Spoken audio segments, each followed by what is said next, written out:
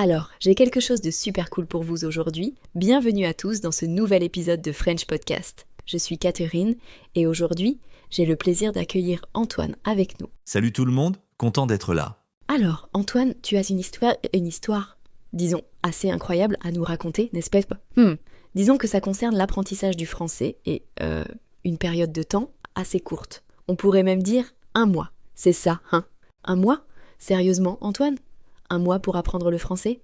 C'est pas un peu... Comment dire? Impossible. Genre, vraiment?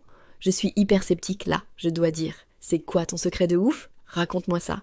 Alors, en fait, ce qui s'est passé, c'est que j'avais, un voyage de prévu à Paris, tu vois, et je voulais absolument pouvoir commander un café, demander mon chemin, enfin, tu vois, les bases, quoi. Mais plus que ça, je voulais vraiment pouvoir, échanger avec les gens, tu vois, essayer de comprendre la culture, même un petit peu, quoi. Et en fait, je me suis dit, Antoine, t'as 1 mois, faut que tu te bouges. C'était un peu ça, le déclic. Pas juste un voyage, mais une envie profonde de connecter, tu vois. Et bon, j'avoue, au début, je pensais que c'était complètement fou de me dire que j'allais pouvoir tenir une conversation en français en si peu de temps. Mais voilà, j'étais tellement motivé. Waouh. Donc, c'était vraiment le voyage qui a tout déclenché? Absolument. Alors, pour la méthode, disons que j'ai sauté à pieds joints dans l'immersion totale. Genre, vraiment à fond. Dès le matin, je me levais et je mettais des podcasts en français, tu vois, même pendant que je prenais ma douche. Ensuite, pendant le petit déjeuner, c'était lecture d'articles de journaux français, même si je comprenais pas tout au début. L'idée, c'était vraiment de baigner mon cerveau dans la langue. Après, j'avais, des sessions intensives avec des applications comme Duolingo et Babel, tu vois. Ça, c'était vraiment pour la grammaire et le vocabulaire de base. Mais attention, je me suis vite rendu compte que c'était pas suffisant. Alors, j'ai commencé à regarder des films et des séries françaises sur Netflix, tu vois. Au début, avec les sous-titres, bien sûr, mais au fur et à mesure, j'essayais de les enlever et de juste écouter, tu vois. C'était dur, mais ça a vraiment aidé.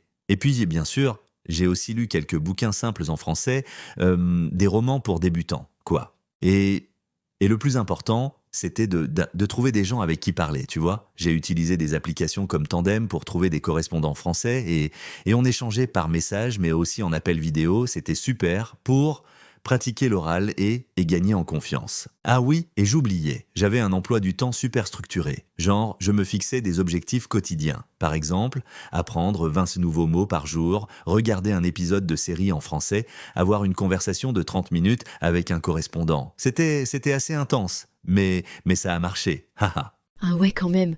Mais dis-moi, ça n'a pas été que des roses, hein? Quels ont été les plus grands défis, les moments où tu as failli abandonner? Enfin, raconte-moi tout. Ah, les défis. Oh là là. Évidemment, il y en a eu, hein. Franchement, c'était pas tous les jours facile, hein. Le premier, c'était, le découragement. Il y a des jours où, du coup, où j'avais l'impression de stagner, tu vois, de pas progresser. Je comprenais rien à ce que les gens disaient dans les films, j'oubliais la moitié des mots que j'avais appris la veille. Et là, je me disais, mais à quoi bon, quoi? Heureusement que j'avais mon objectif en tête, hein. Ça m'a aidé à tenir bon. Et puis, il y a aussi les aspects de la langue qui me paraissaient insurmontables. Genre la grammaire française, avec ses exceptions à gogo, tu vois. Les accords de participe passé, les subjonctifs, oh là là, une horreur. Et puis la prononciation aussi, genre bleu de muet, les liaisons. J'avais l'impression de jamais y arriver, tu vois. Mais en fait, ce qui m'a vraiment aidé, c'est de pas me focaliser sur les détails, tu vois. De pas chercher à être parfait tout de suite. Je me suis dit, vas-y, parle, fais des erreurs, c'est pas grave. Et au fur et à mesure, ça s'est mis en place tout seul, tu vois. En fait, c'est comme un bébé qui apprend à marcher, quoi. Il tombe, il se relève, il retombe, mais à la fin, il marche. Et puis, j'ai aussi, j'ai aussi beaucoup utilisé les ressources en ligne, tu vois, les forums de discussion, les groupes Facebook pour poser mes questions, pour demander de l'aide.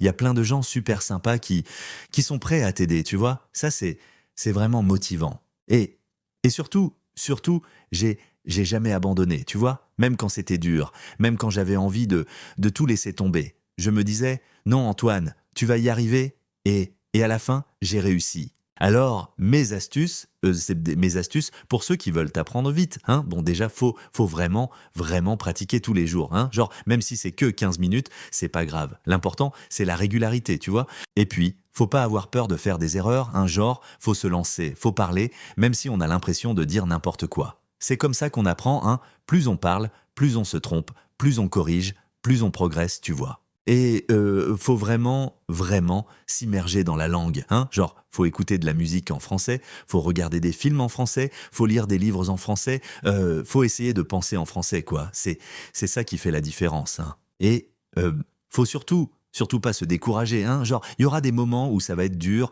où on va avoir l'impression de pas progresser.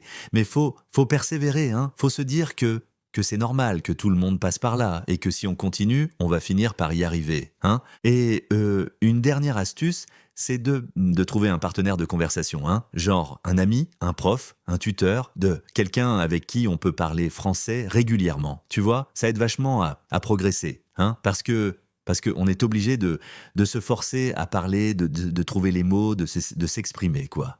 Alors, les erreurs à éviter, il y en a pas mal. Hein. La première, je dirais, c'est de pas assez pratiquer, tu vois. Genre, de se contenter de lire des règles de grammaire, de faire des exercices, c'est bien, mais c'est pas suffisant, quoi. Faut vraiment, vraiment pratiquer la langue. Hein. Faut parler, faut écrire, faut écouter, faut s'immerger, quoi. Et puis, une autre erreur, c'est de trop se focaliser sur la grammaire, tu vois. Genre, de vouloir absolument tout savoir, de pas oser parler parce qu'on a peur de faire des fautes. C'est une erreur, quoi. Faut se lancer, faut parler, même si on fait des fautes. C'est comme ça qu'on apprend, hein. Il y a aussi l'erreur de pas assez écouter, tu vois. Genre, de juste se concentrer sur ce qu'on dit, de pas faire attention à ce que disent les autres.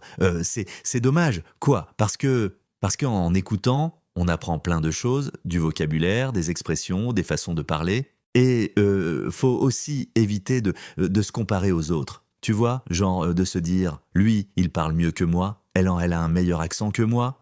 C'est pas constructif, quoi. Faut se concentrer sur ses propres progrès. Faut se dire qu'on avance à son propre rythme et que c'est ça qui compte, hein.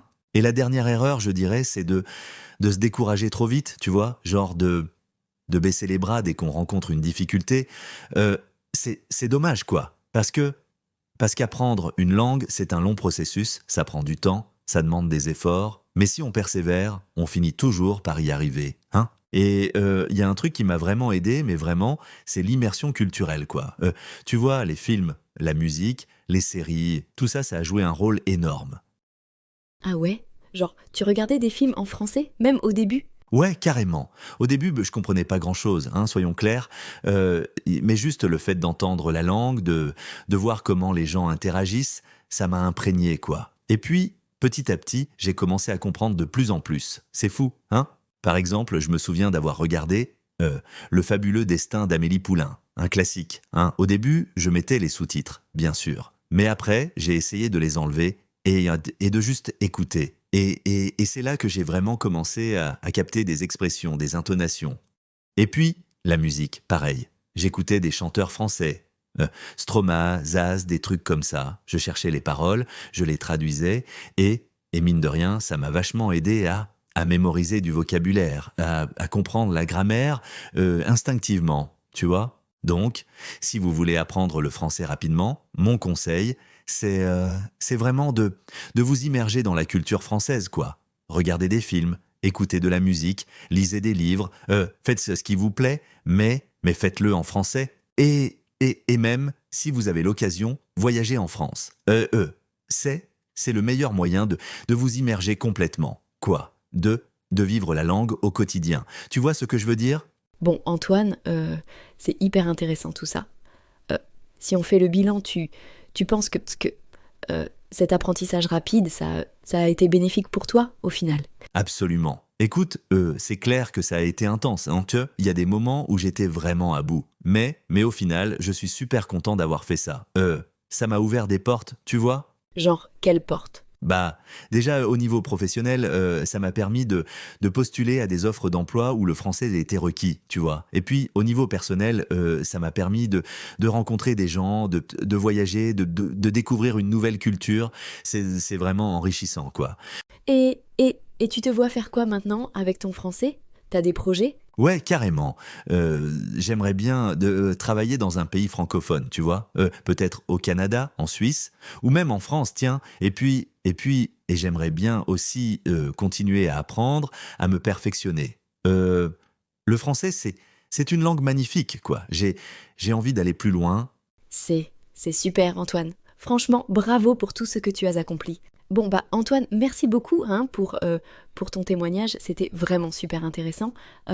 J'espère que ça va motiver nos auditeurs à se lancer dans l'apprentissage du français. N'oubliez pas, French Podcast, votre dose de français chaque semaine.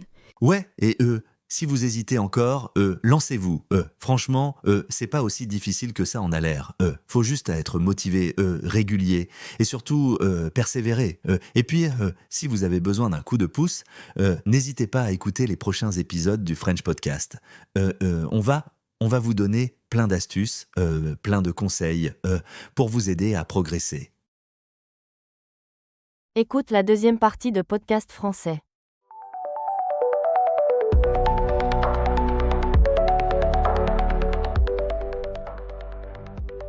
Alors, Antoine, sans plus tarder, commençons avec notre première phrase clé. Tu sais, l'une des choses les plus importantes en français, c'est d'apprendre à exprimer ses émotions. La première phrase que nous allons explorer est « Je suis désolé ». C'est tellement simple, mais si puissant, tu ne trouves pas ? Oui, absolument. Je veux dire, on dit souvent je suis désolé, mais caraba, j'ai un ami qui a ouah. Enfin, chaque fois qu'il dit ça, il a ce regard super sérieux, c'est comme un super-héros qui se désolait de ne pas avoir sauvé le monde, tu sais. Mais attends, quand devrais-je utiliser ça ? Exactement.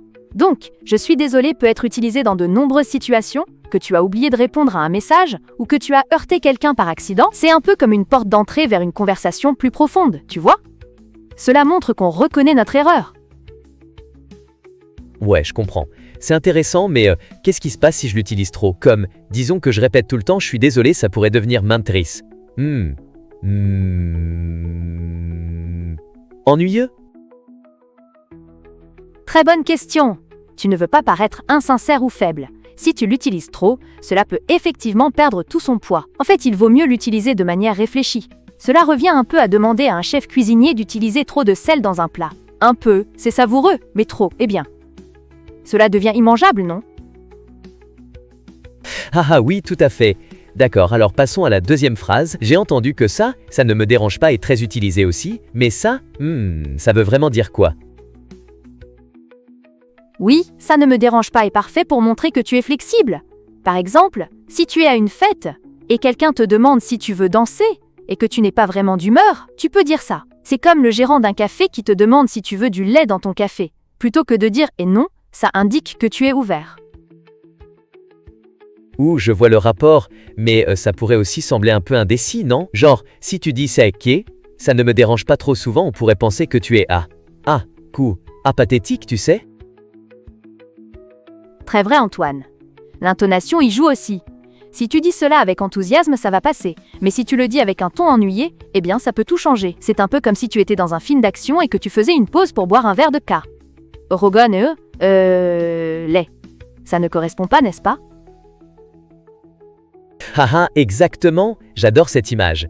C'est comme si tu t'appelais Bruce Wayne et que tu es juste là à prendre un verre de lait. Ok, quelle est notre troisième phrase ? Alors, la troisième phrase, très populaire, c'est une bonne idée. Tu sais, cela peut être un superbe moyen d'encourager les autres et de créer un environnement collaboratif. Imagine-toi en réunion et quelqu'un propose une idée brillante, dire « C'est une bonne idée », montre que tu es engagé et tu soutiens l'initiative. Ça a du sens. Mais ça peut sonner un peu plat si on ne l'utilise pas correctement, non ? Comme si je disais ça à chaque fois, les gens pourraient penser que je ne pense pas par moi-même. Oui, c'est vrai. C'est pourquoi il est important d'ajouter un peu de tonalité. Tu sais, cela me rappelle d'un moment où j'ai découvert un plat incroyable dans un restaurant, et au lieu de juste dire « C'est bon », j'ai ajouté « C'est une explosion de saveurs, un vrai festival en bouche ». Cela rend le compliment plus vivant. Oh là là, j'adore ça. Ça donne vraiment envie, je commence à avoir faim. Mais t'as d'autres phrases à partager avec nous dans ce style ? Absolument, je pense qu'on pourrait aborder « Je ne comprends pas » dans la prochaine partie. C'est essentiel, surtout en apprentissage. Ça pourrait être très utile si tu te retrouves perdu dans une conversation, n'est-ce pas ? Oui, oui, carrément, je ne sais pas. Ça me rappelle cette fois où j'étais à une réunion en France et je pensais comprendre mais j'étais complètement dans le flou. C'était gênant. Écoute la troisième partie de Podcast français. Bienvenue. Alors aujourd'hui, on explore une ressource assez intrigante pour celles et ceux qui apprennent le français. On va parler d'extraits basés sur un matériel qui s'appelle 10 phrases pour parler français. Apparemment, un podcast qui aide à, je cite, parler comme un français. L'idée qui est mise en avant, c'est qu'avec juste 10 phrases clés, on pourrait vraiment améliorer son expression, sonner plus authentique. Et ce qui est intéressant, c'est que ça viserait large, du niveau A2, donc débutant avancé, jusqu'au C2, le niveau quasi natif. Alors la question que je me pose, c'est comment est-ce possible? Comment est-ce qu'un nombre si petit de phrases peut avoir un tel impact? Qu'est-ce qu'elles ont de si spécial, ces phrases? C'est une bonne question. C'est vrai que ça peut paraître un peu magique, dit comme ça. Mais en fait, l'authenticité dans une langue étrangère, ça ne dépend pas que de la grammaire parfaite ou d'un vocabulaire immense. Souvent, on perçoit l'aisance à travers l'utilisation de tournures spécifiques, d'expressions courantes, parfois même des petits tics de langage qui montrent qu'on connaît la langue telle qu'elle est vraiment parlée. Pensez aux mots de liaison, les petites interjections, la façon de dire oui, non, peut-être. Ce sont des marqueurs, en fait, culturels autant que linguistiques. D'accord. Donc ce serait moins les grands mots savants que ces petites phrases de tous les jours, celles qui servent à réagir peut-être, à nuancer, ou juste à rendre la conversation plus fluide. C'est ça. Mais 10 phrases, ça semble quand même très peu pour couvrir tout ça, non? Surtout si on va du A2, qui, commence à peine à interagir, jusqu'au C2, qui cherche vraiment la finesse. Mais c'est là que le concept est malin, je trouve. L'idée, c'est pas de dire que ces 10 phrases suffisent pour être bilingue, évidemment, mais elles peuvent être un levier, un vrai levier. Pour quelqu'un en A2, par exemple, intégrer juste quelques expressions bien choisies, mettons une façon naturelle de dire « je sais pas » ou « ah oui, c'est super ».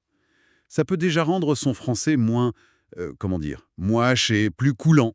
Moins scolaire, peut-être. Voilà, moins scolaire.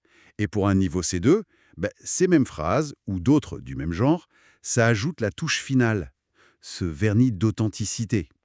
Pour sonner moins appris, justement. En fait, elles servent un peu à tout. Certaines aident à organiser sa pensée à voix haute, d'autres à gérer l'interaction. Le point clé, c'est que ces phrases-là sont souvent hyper fréquentes. Et elles fonctionnent comme des signaux.